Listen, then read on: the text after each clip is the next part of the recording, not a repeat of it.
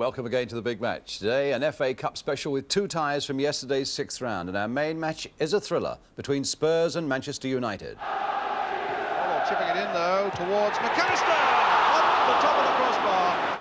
And those underdogs from the third division, Shrewsbury, and their visit to First Division Wolves. Rafferty's headed down, the shot off, and now begins off the line by Palmer. Real quality cup tie action there, and the game between Spurs and Manchester United really lived up to all our expectations. The gates at White Hart Lane were locked well before the start, some of them an hour and a quarter before the kick-off, in fact, with 51,800 fans packed inside. The atmosphere created a tension of its own, and indeed it reached inside to the dressing room area by the time Manchester United made their way out to face all that noise. And here are Manchester United, led by Martin Buchan.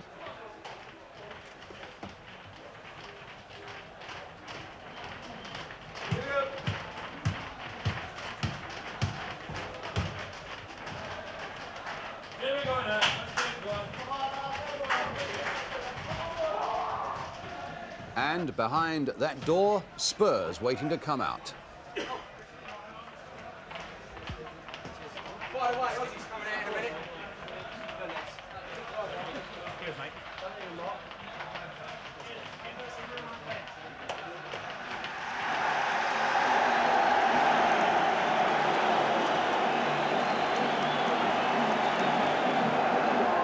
What a wonderful atmosphere at White Hart Lane, and two men with a cup tie scoring touch in direct opposition today. Chris Jones of Tottenham, whose hat-trick at Wrexham gave Spurs victory in the fourth round, and indeed his 4 goals this season have all come in the FA Cup. And Jimmy Greenoff, Manchester United's top scorer with 16 goals, has scored in every round for United, and that includes the replay they had with Fulham. This then is the Tottenham side. Peter Taylor not fully recovered from a groin injury, so Ricardo Villa has the number 11 shirt. Taylor is the sub. That probably means that Osvaldo Ardiles will play up front, a position from where he scored his first 2 goals for Tottenham against Derby last week. And Terry Naylor has recovered from injury and takes his place in defence. Meanwhile, Manchester United yesterday ruled out any hope of getting Lou Macari and Brian Greenhoff fit in time and stick to the side that won at Bristol City last week, with Jimmy Nicholl at right back and Ashley Grimes playing in the midfield. In fact, there is a slight change from their lineup that day because Joe Jordan returns to the action as substitute. Joe was injured playing for Scotland last November, but proved his fitness this week with 2 reserve games. The referee today is Keith Hackett from Sheffield, and the crowds have been swarming up Tottenham High Road since late morning and are now waiting for what should be an epic cup tie. So Manchester United get us away, attacking the goal to our right in red shirts and white shorts, Spurs in white. And both sides, what about that for a start from Ardiles? And what a lovely, beautifully struck ball there, but back it comes to Gary Bailey. Both sides with some good form at the moment. Spurs have lost only 1 of their last 6, and Manchester United have won 5 of their last 6 and drawn the other one. So they're both in pretty hot form at the moment. And the crowd here really expecting something a little special. Andy Ritchie getting up for that one. Mickey Thomas playing it on. McElroy getting in there. And the ball played back to Kendall, with Jimmy Greenoff getting in a bit dangerously close there. Spurs with the substitute Peter Taylor in the centre there. Perriman just spooning it through there for Huddle. There's a bit of space on this side, and here's Pratt. And here's Villa. For a big man, he turns well, and sadly for Tottenham, Jimmy Nicholl was surrounded by fellow defenders, and United got that away quite easily. Ardiles, Villa, 2 Argentinians, McAllister playing it in there for Bailey. Oh! No goal, a foul on the keeper. Tottenham not happy with that, and I must say, it seemed to me that Bailey, not under a lot of pressure, in fact dropped that ball, and although it was turned into the net, the referee decided there had been a foul on the keeper and the goal disallowed. And now Hoddle, and straight to Bailey.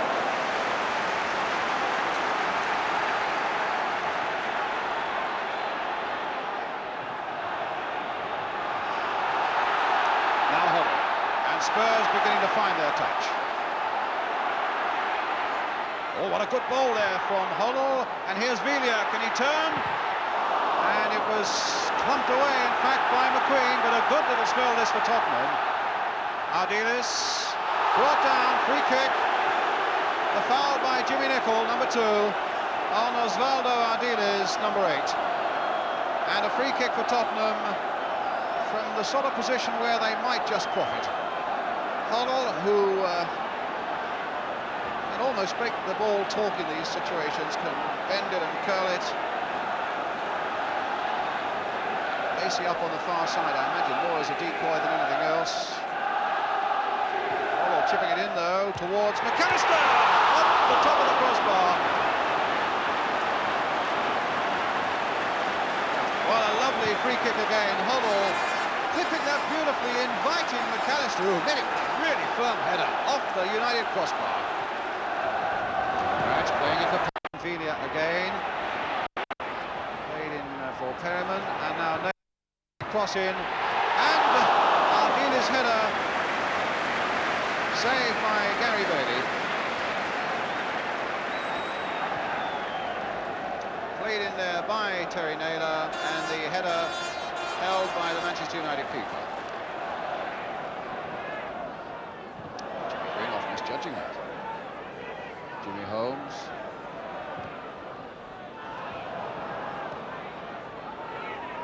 Holmes again. And now Naylor. Long ball hopefully played forward in the air. And in fact Spurs get a free kick. Kick not taken from the right place.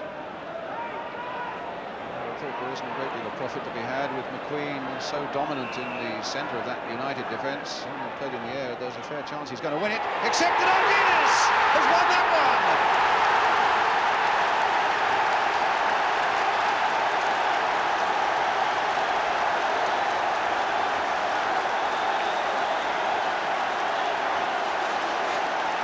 Two last week, one this week.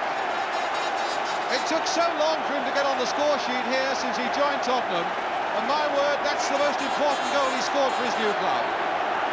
The cross floating in, there it is from that free kick, and Ardiles beating them all to it, a beautifully timed header into the back of the net. 1-0 to Tottenham, and Osvaldo Ardiles the score.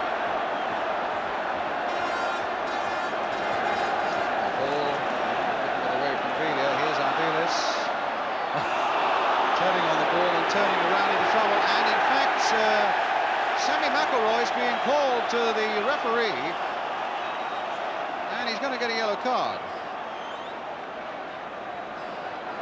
As the little Argentinian turned, it was McElroy who went into him, and Steve Coppell saying, well, I think it was 6 or 1 half dozen the other. It's McElroy going in there, and indeed a yellow card. And certainly he made a fairly hefty challenge on the Tottenham number 8.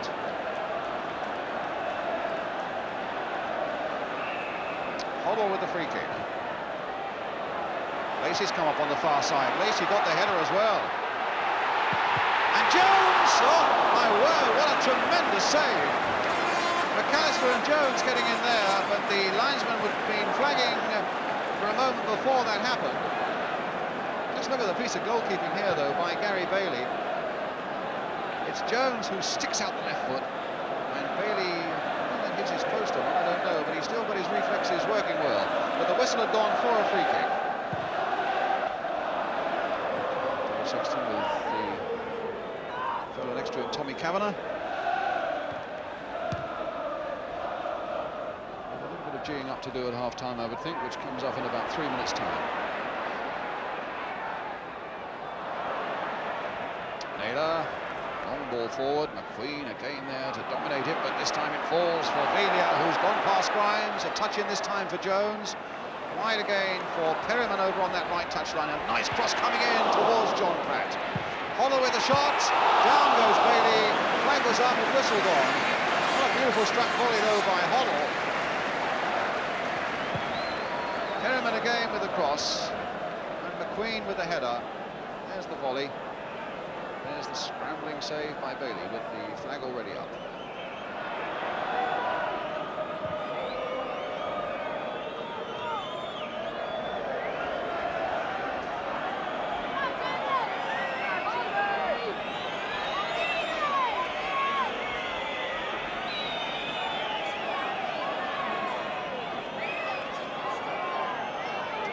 McAllister with the throw.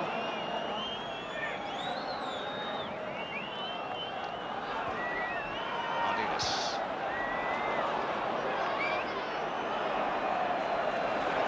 Throw to Tottenham.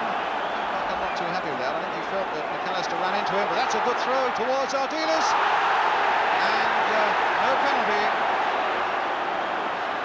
The crowd felt that that was a penalty with Ardiles brought down there. But, the referee decided no.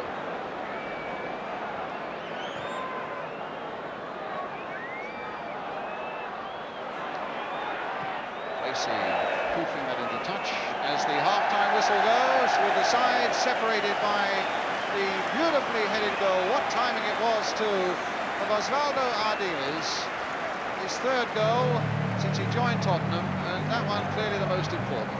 And the Spurs supporters satisfied with a half-time situation here, as we have a lot more to bring you yet on the big match. But a half-time in this cup tie at Tottenham. Spurs 1, Manchester United 0, and we'll be back with the second.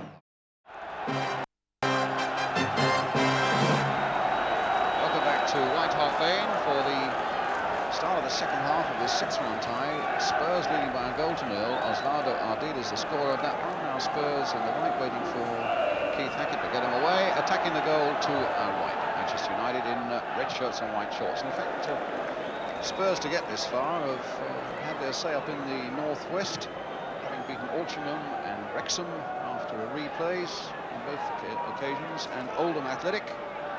This is Naylor now forward. Still a bit of rain in the air, which is glistening on the surface of this very good Tottenham pitch. And it'll quicken the ball up in these later stages to keep the momentum of the game going.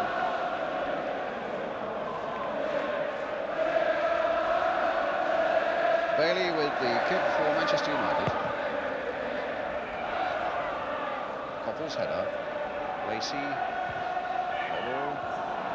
It was Grimes in there. Jimmy Greenoff back for Sammy McElroy, with Thomas here outside him. It's a good cross by Thomas, but Perryman was on the end of it for Tottenham, and Ardiles as well. Buchan playing it in there. Coppell, and Coppell might make all the running now. And down went Kendall when Coppell was through, and it really just required a firmer touch, and that would have been it. Coppell who made the running there, and then when he got to within range there, he didn't really get a proper touch to it. And in fact, there's a bottle on the pitch there you can see behind the Spurs goalkeeper and Ardiles that was thrown onto the pitch. We can see the bottle there that's just being picked up. That's where the Manchester United fans are, behind Mark Kendall's goal.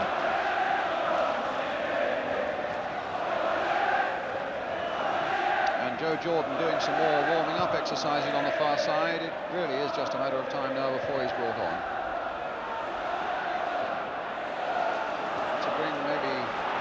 His experience and skill, a little more aggression to that Manchester United front line.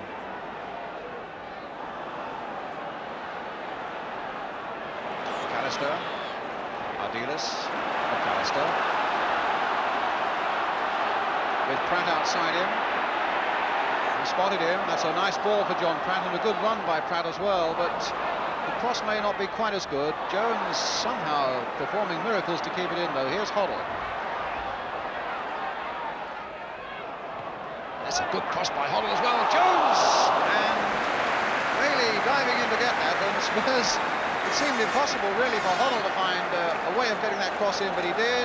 And Jones with a good backward header. He would have gone wide, but Bailey had to grab it.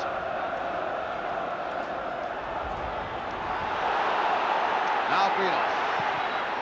It's a good shot into the side netting. The United fans thought it had gone in, but it was into the side netting. Really lashing that with his left foot. Queen, Alveston.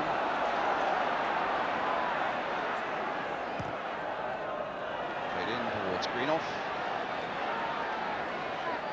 Alveston again, curling one in there. Oh, a lovely hit and a good save. Coppell was almost on his knees there as he got that header in. There's the cross. There's the header, and a fine save by Mark Kendall. And Coppell Koppel really thought that was the equaliser. Here's McElroy now. And that is the equaliser from Thomas. His first goal for Manchester United. And that's brought a bit of joy to that end of the ground. 1-1. When they were so close a moment ago from Koppel's header. In the end, it was a bit of a scramble. But it counts for all that from McElroy's corner. A good firm header, in fact. And the ball obligingly came back to the little Welshman, and into the back of the net it went for 1-1. So Spurs 1, Manchester United 1, and Mickey Thomas. Thomas.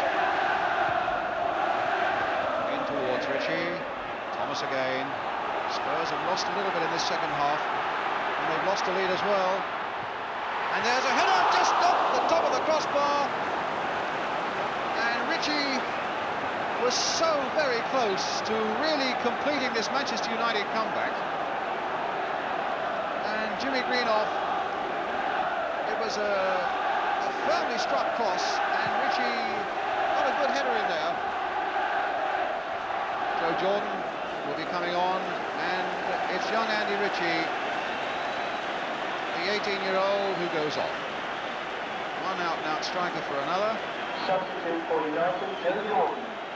And it's Joe's first game since he was injured playing for Scotland in Portugal in November. 2 reserve games this week.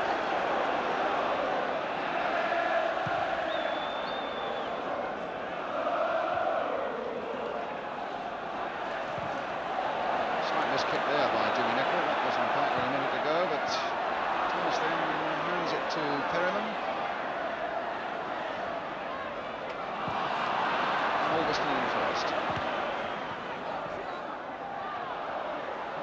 Hoddle. Pratt's then sprinting to the far side. Warming up Peter Taylor on the far side as well. Here's Pratt. Pratt's coming in there towards Velia. And Spurs claimed off, and Chris Jones remonstrated and touched the referee in his demonstration, and that's for showing dissent. And as you can see with the mouth, and I think he also touched him as he made his protest. But Spurs felt there was a penalty there, and the referee said certainly not.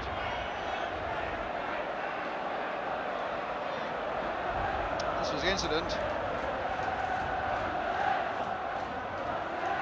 You can see how the United player in fact flung himself at Chris Jones, and it could be that Spurs had a case. So there goes Velia.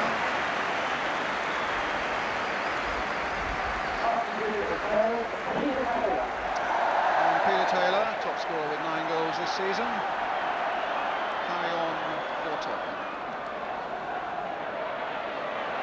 Hollow's challenge winning it, and Greenoff injured as he went into that challenge, and Bailey getting down well to save from Pratt. Greenoff not at all happy, but prepared to get up on his feet and soldier on, which is... Oh, what a bad back pass from Perryman to Koppel, across the face of the goal, and turned away by Lacey, much to the relief of the Tottenham captain, Steve Perryman. Well, that's Lacey, but it's Perryman who's got a lot to be thankful for. What a bad back pass it was. And Koppel quickly to pounce on it, and the angle was always getting more difficult, and Lacey finished off the job for Tottenham. Hoddle, Ardiles trying to get a 1-2 going, and it's Hoddle in the clear now with that little touch from McAllister, and behind from Koppel for the Spurs corner.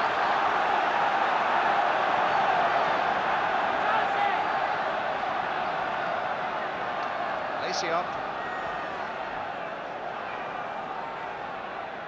Hoddle's corner, chipped in there, backward header by Peter Taylor. Knocked away though by Manchester United.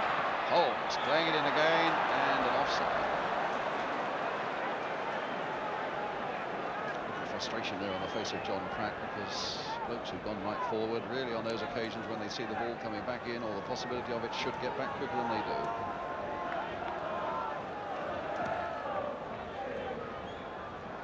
John Lacey. Had a fair game actually this afternoon, Lacey, and here's Taylor. Oh, what a lovely ball from Ardiles for Peter Taylor. all the way through and across the face of the goal, and Taylor's beautiful little burst of speed took him clear of the whole Manchester United defence. A lovely ball from Ardiles again, though. There it is, sending Taylor on his way, and wide of the goal.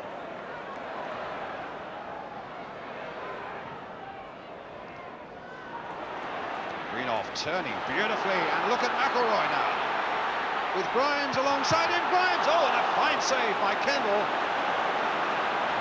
and McQueen getting in. And now Tottenham getting in. McQueen right up, and Jones leading the charge, and McQueen, what a beautiful piece of play by him. Right up there amongst the forwards, and when Spurs looked as though they might be causing a bit of danger themselves, McQueen was right back to make the saving tackle. Ardiles not happy with that decision. But what a brilliant save by Mark Kendall a moment before. McElroy going through, and in fact it's Ashley Grimes who gets that left foot shot in, punched away by Kendall. And even with 5 minutes left, an away cup tie, United are doing the sort of thing that Dave Sexton always believes teams should do. Let's go on the offensive whenever the opportunity is there. Still attacking hard. There's no thought of just looking for containment. They're here to win. Couple. Greenoff. And Thomas a good 6 or 7 yards offside. Even so, there'll be a little bit of clock watching, I would think, in the next 5 minutes by those two gentlemen, Tommy Kavanagh on the left and the Manchester United manager Dave Sexton. And you could see the strain was showing just a little bit on their faces. It's a murderous game when you're away from home, 1-1 with 5 minutes left of the 6th round of the Cup. And there really is so much to be lost. So not to be won. Jones now, played back again, Perrin, and it might get. In fact, it was Jimmy Nicol who clubbed a foot at that one and didn't really quite know where it was going. It looked for a moment as though Spurs were right in there. Jordan's header, guided skillfully for McElroy, gathering it up, but Lacey just sticking out a foot. McQueen with that header, and that's going to fall for Jones. Now for Perrin, played first time, but straight at Alveston. Still in these last few moments, or 4 minutes to go, you still have that inevitable feeling that something could really happen to turn this cup tie upside down yet. Jordan. Thomas. McElroy going for this one, but Naylor denying him.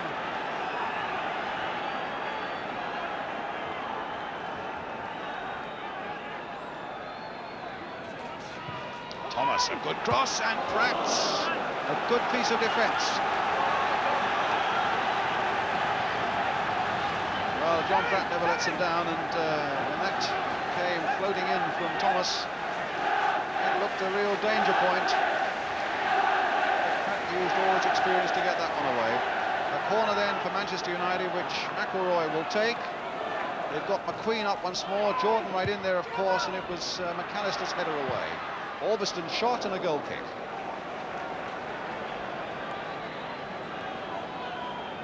About 2.5 minutes to go.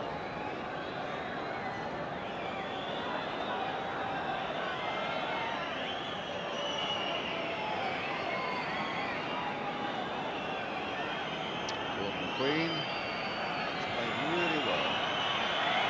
It was just that moment when Ardiles came in the first half and had a lot of space.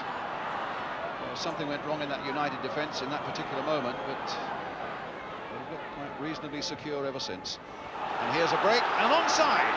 McElroy is said to be onside, and he could win it now, but he hasn't. In fact,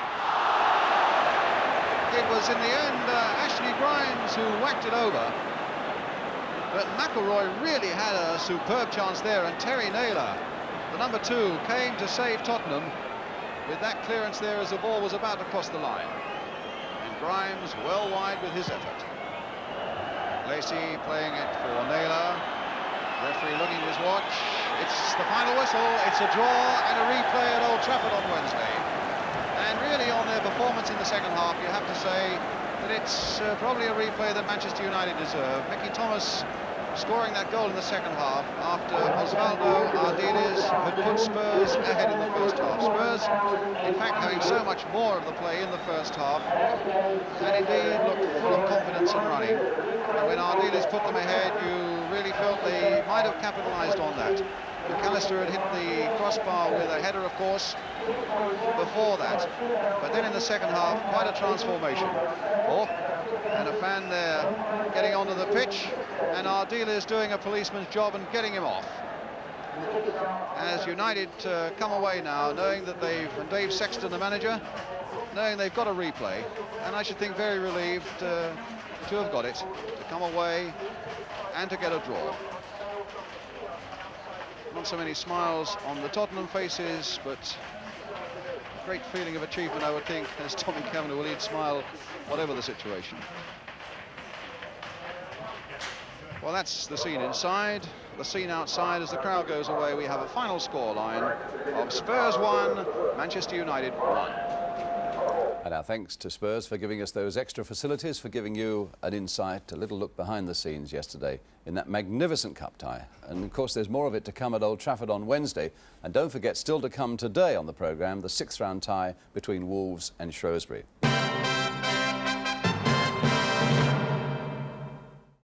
Spurs had a brilliant first half, couldn't quite sustain it. United had so much of the better of the second half, and in the end so much of the credit for it being a good game was down to Manchester United, particularly when you remember, as the away team, the chances they made, even in the last 10 minutes when they resisted that urge to hold back and play out for a replay. But that, after all, is the philosophy of the Manchester United manager, Dave Sexton. Well, I think once, when we were pressing to get the equaliser, and then we carried on pressing, to get the winner. It's like they say that the jockeys, once you hit the front, you've got to keep going. You have those second chances. Yeah. How do you explain the sudden change in the atmosphere in the side like this? Because really they outgunned you in the first half. Yes, I don't know, but I suppose it's when the chips are down, you're a goal down. There's not much else left to you but to raise your game. Yes. Superb goal that Ardiles scored, but I suppose there might have been a question mark against some marking in the defence. Well, yes, and also I think Gary was tempted to come when it wasn't really his ball. So two things there really. I saw Ardiles run into space and he was unmarked, and I think I was wrong, but I was tempted to go and get the ball. It was floated in low to him. He was unmarked, so I went out to get the ball, and halfway there I realised I couldn't get it, and I stood my ground. And he got in a very good header, which looped over my head, and all credit to him for a good goal. Well, Steve Perryman kicked the ball, and I jumped, and good luck and goal. Well, that sorts out the Tottenham goal, and then of course came the one by Mickey Thomas for Manchester United. And he's a man who now regards, or he must do at any rate, White Hart Lane as his lucky ground, because he scored twice here in the League Cup tie 2 years ago for Wrexham. It was his first goal for United, and that has been a long time coming. Yeah, it's my 14th game, I think, so I was getting a bit worried. As I said, I'm pleased with the one today because it was important. And that was a bit of a scramble, really, wasn't it? Yeah, because Sammy took the corner and I lost my marker, Chris Jones, and went in for the header. I didn't really head it properly, and it come back off Gordon McQueen. I just lashed at it and just went in. But there's no doubt who the #1 hero is at Tottenham these days. Argentina's Osvaldo Ardiles. Every time he comes out, even to warm up before the start of a game, there's a ticker-tape welcome for him. And it has been a remarkable few months for him. But does he now feel he's settled down into English football? Yes, I think so. I'm very pleased in England because all is all right for me. The people of Tottenham, I only can to say thank you for all that England gave me. And the crowd love you now, don't they? Yes, I think so. It's very satisfying for me. Yes. And even people are now saying that Ardiles could be the footballer of the year. How do you feel about that? I don't think so. I think there are another player that more chance than me because he playing well than me. Who is that, sorry? I think, for example, Liam Brady or Tony Carey or Robertson, Nottingham Forest, or Peter Shilton. En fin, there are a lot. Not only is your football a joy for us to watch, but your English is getting better week by week now. Oh yeah, not too bad. Good. Now on this cup tie action programme, we turn briefly to your letters. Only briefly because our cup tie action is so good today. But next week, of course, it's the League Cup final between Nottingham Forest and Southampton at Wembley, a game that you can see on ITV next Sunday afternoon. Now, John Kellard of Carmelite Road of Harrow Wealdstone would like to see one of Wembley's greatest upsets in the League Cup final, and I don't mean Arsenal being turned over by 3rd Division Swindon, but the one 2 years before that. The first time, in fact, the League Cup final was held at Wembley, when 1st Division West Bromwich Albion faced Queen's Park Rangers, then from the 3rd Division. Rangers playing right to left.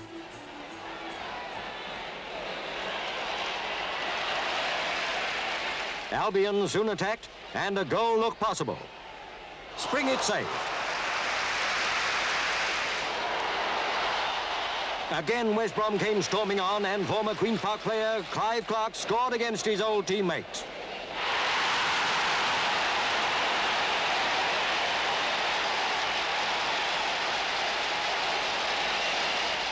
Rangers counter-attacked. A great shot by centre-forward Les Allen was brilliantly saved by Rick Shepherd.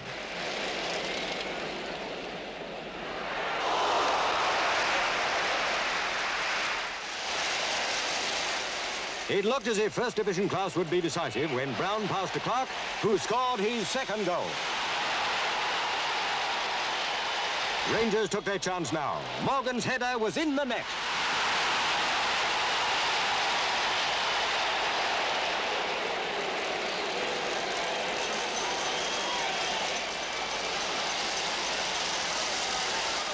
The equaliser came from brilliant work by Rodney Marsh.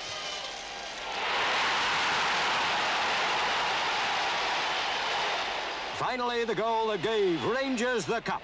Almost on full time, Lazarus had the ball in the net. So, an historic victory for Queen's Park Rangers, then of the 3rd Division. Weekend we've seen another 3rd Division side with its eyes on a Wembley final, Shrewsbury Town, who yesterday went to 1st Division Wolverhampton Wanderers for a 6th round FA Cup tie, and that's our next action. As we go across to Molyneux, join the ATV cameras, commentator Hugh Johns, Wolves in the black shorts. Knocks that one forward again, only as far as Griffin. Tom across, and Berry helps it up. Richards, nicely off for Hibbert. Looks back in for Richards. And he's in with a chance, which he blew. Well, all started with Richards knocking the ball across to Hibbert. Beautiful return ball. John Richards did the difficult thing by dummying his way through the Shrewsbury defence. An open goal shot, and he didn't even force Wardle to make a save. The ball given away to Hibbert. And Palmer advancing up this right side. Oh, and a chance for Daly.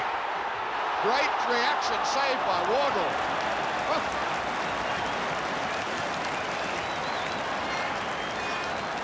Well, when that ball was knocked in, it looked as though Shrewsbury had the easiest job to clear it, but didn't. In fact, dropped it as a free gift to Daly. First time shot, Wardle reacted well. Good nick on from Biggins, and Berry's got a Starry against Maguire, and he's there. And, oh, that was a chance. It was George Berry getting his shorts in a bit of a twist. And Maguire almost had himself a chance there. He certainly thought he might have had a penalty. And before he could do anything about it, the chance was gone. And here's Parkin. Daly. Daniel. Shrewsbury coming out. Daly. Richards helps it down, and Turner is well positioned, but he didn't get a good clearance. Carr, Hibbert. Berry, Carr, looking for Daly. Richards, Hibbert. Well, there was a big appeal for a penalty against Shrewsbury then, but referee Clive Thomas let the play go on. And certainly when the chance came to Hibbert, it looked as though he had an open goal to aim at. But a rather weak shot bounces away clear. Chapman helps that on. Biggins has it eventually. Now Turner. And Maguire's all right because Berry didn't come out. And this far side is Atkins. Maguire may not need him. Oh! So close. Poor Maguire. Well, that's the excitement of the cup. I think if he'd kept a cooler head and looked across the park, he'd have spotted Atkins. All coming about, in fact, because George Berry was late out, and everybody's having a go at Berry now. He was late out, which allowed Maguire to be onside. Goes through on his own, tries to score when he might have clipped the ball across the box to Atkins. Parking down, Carr, Biggins. Will Maguire catch that? Corner. Well, they got a corner out of it. It's John McCall.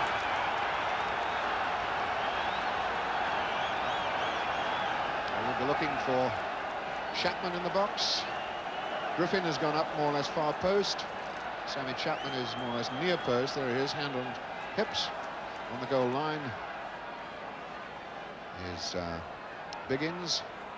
Atkins lurking around the penalty spot. Maguire's kick. Rafferty's headed down, the shot. Off. And now, Biggins off the line by Palmer. Turner diving in. And finally, Richards out. Well, that was panic stations, and there might be some more. As Hayes takes it on down the line for Maguire. Well, that corner kick from Paul Maguire caused all kinds of problems. Rafferty's header out, and he came down as far as, was it Tong, and his shot cleared away. Then when Biggins had a half chance, again Wolves got it off the line. And Maguire on a chase with Berry. He needs some help. Or does he? Oof. Derek Parkin took that one right on the chin. Oof. I'll Thomas over to him to see if he's all right. Oof. Couple of praying mantises there. Maguire slipping away from George Berry. And then when Parkin came to help out, he gets the ball slap in his mouth. Sammy Chapman, oh, that was a mistake, and he hasn't made too many of those. Daniel gets a second bite at the cherry, gives it across to Parkin. Daniel to his right, a dummy, and aims through for Rafferty. Yes! Yes! Wardle was there. What a super save by Bob Wardle. And again, the unluckiness of Billy Rafferty illustrated there. Daly across, Rafferty again, and Griffin kicks it clear. Well, how unlucky can you get? Billy Rafferty really has had rotten luck all this season for Wolves. Been out of the side for a long time, hasn't scored in 14 previous games this season, but there he thought he was in with a shout until Bob Wardle pulled off a tremendous save. Aiming for Sammy Chapman, in fact gets a corner of Parkin. And corners in this second half have been a dangerous thing for Wolves. Shrewsbury, their third one here now.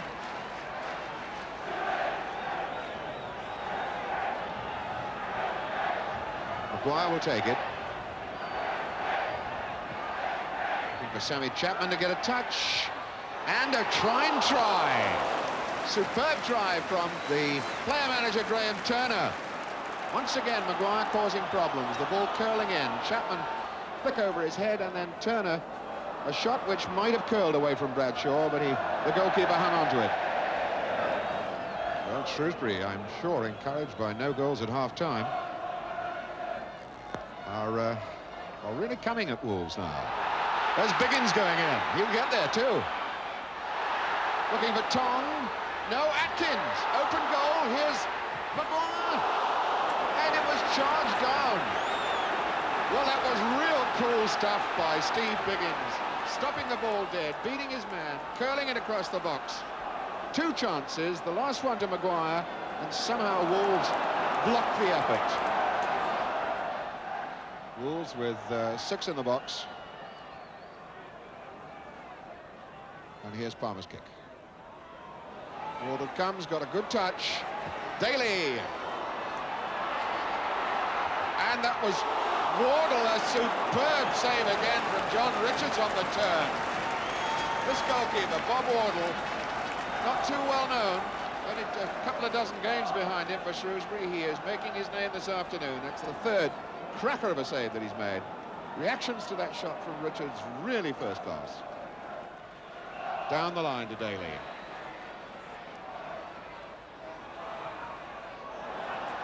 Actually, a free kick's been given already for that rather wild boot.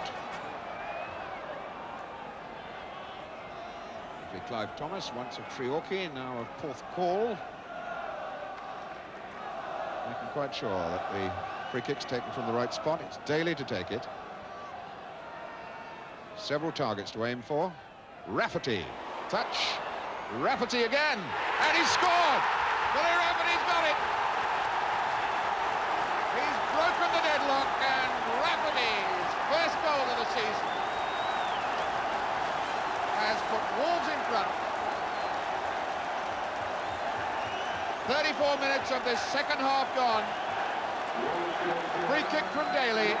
Rafferty got the first touch on it, and when the ball came back to him, he buries it in the top left-hand corner. Superb goal. Oh, ball given away. Chapman then. And that's a nice pass on from Turner to Maguire. Penalty. Maguire went for it. Daniel a tackle. Referee Clive Thomas in no doubt at all. Turner that ball on to Maguire. Cuts forward, and he was looking for it as soon as he got in the box. Daniel provided the tackle. Down goes Maguire. Referee Thomas points to the spot. Paul Bradshaw saved 3 penalties this season. On the other hand, Ian Atkins here has scored 4 out of the 10 goals that he's got. This for 1-1. Yes! With less than 5 minutes to go, Ian Atkins keeps Shrewsbury's hopes alive. Well, no doubt about the penalty, no doubt that there's a replay at Shrewsbury now on Tuesday night. 2 cup ties on the programme today, but nobody winning a place in those semi-finals, except, of course, that Liverpool are there, having won at Ipswich yesterday. What it does mean is a lot of cup tie football this coming week, leading to a great day of sport next Sunday with exclusive coverage on ITV of the Football League Cup final, followed by the World Skating Championships, and then on Sunday night, the PFA dinner, when we shall all know who is the Footballer's Player of the Year. What a week. And an exhausting prospect when we're still recovering, really, from all the emotions of those cup ties of yesterday. Goodbye.